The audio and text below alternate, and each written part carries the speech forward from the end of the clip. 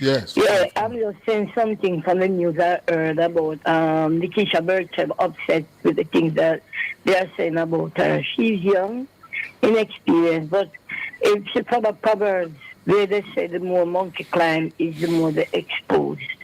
Yeah? So maybe if she had keep herself quiet and calm and act like a decent because young girl going in the parliament, all these negative things that they are saying about her wouldn't happen. So I'm just giving her advice and say, just say, keep calm because you're going, God knows, and make history in there because the thing that has been going on in there, I've never seen or heard these things happening. So tell her it's just that the more monkey climb is the more they expose. She was looking at likes, but she gets a lot of dislikes of her attitude. Wow, that's how you see it. Yeah, that's how I see it, Mr. Hughes. So you're essentially saying she set herself up for the backlash. Yes, coming from the Proverbs, the more monkey climb, the more they exposed. Yes, sir. That's my thought. And in the news that I heard a while ago, that she's really upset about the negative things they're saying saying about her in the media and social media. Sorry, yeah.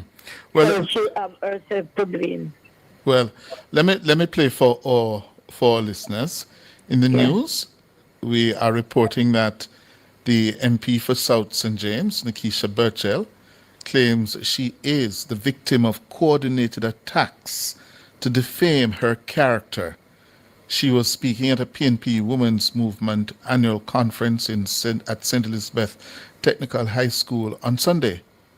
Leadership has stretched me in ways I never imagined. Politics has always been difficult, but today's politics, it is relentless. It is dog eat dog. It is because every speech is recorded and you don't know who's recording when and what they're saying. And every mistake is therefore amplified. Every rumor spreads in seconds. So you'd have seen all sorts of rumors about me and they fly farther than the truth and the positive stories. But for women, the attacks are rarely confined to our work. I've experienced coordinated political attacks, organized campaigns of misinformation, body shaming, gaslighting, and just some deliberate attempts to undermine my credibility before people even engage with me and my ideas.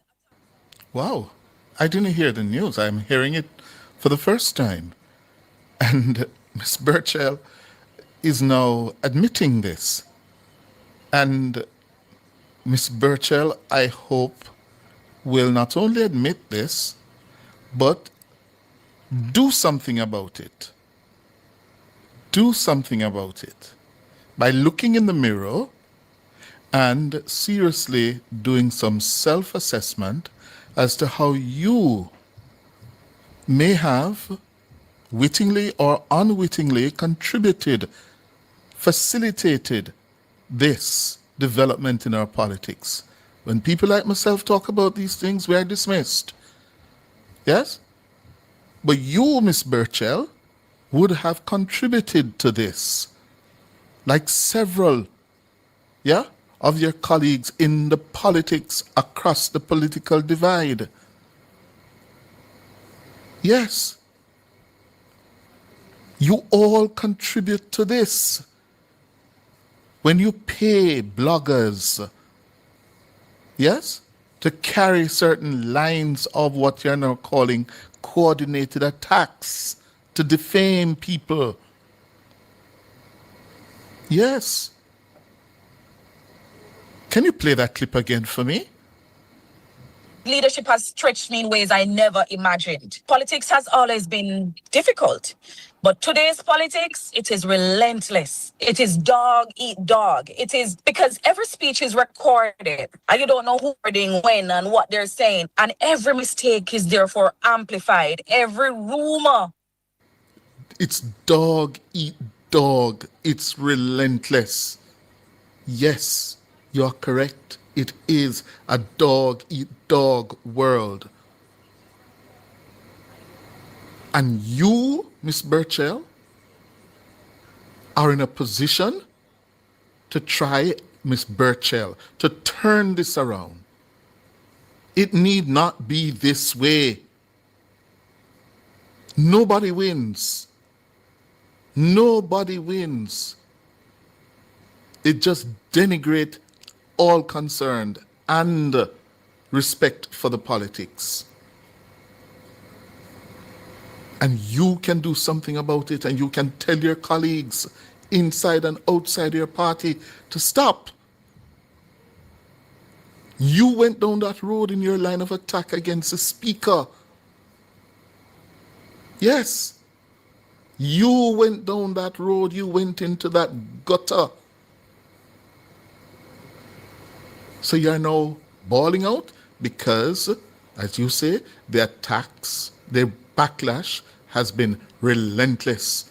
And I see it on social media.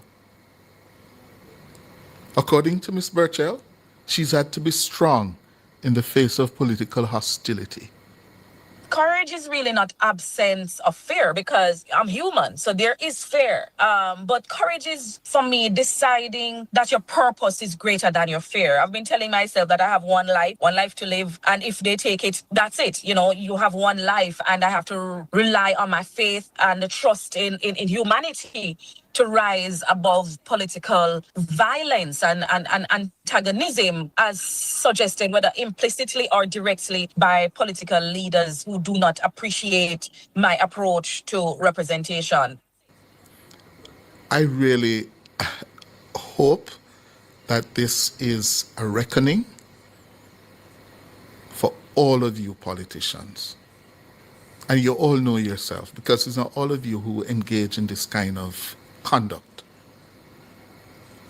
And I hope, sincerely hope, Ms. Burchell, that you see it as a reckoning and commit yourself to doing something to reverse.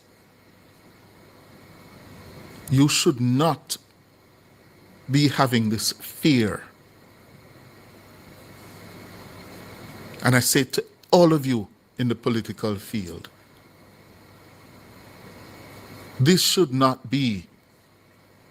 It should not be that a sitting member of parliament, a first-term MP, a young politician is at this place.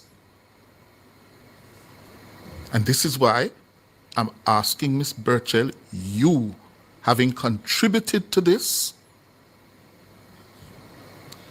realizing what it is doing to you, make a commitment now to reach across the aisle and form alliances to push back, to reverse this nasty dog-eat-dog, relentless trend that we see in our politics, that many of you, especially the young politicians, are wallowing in. All of you need to stop it. It does none of you any good. Time for the break.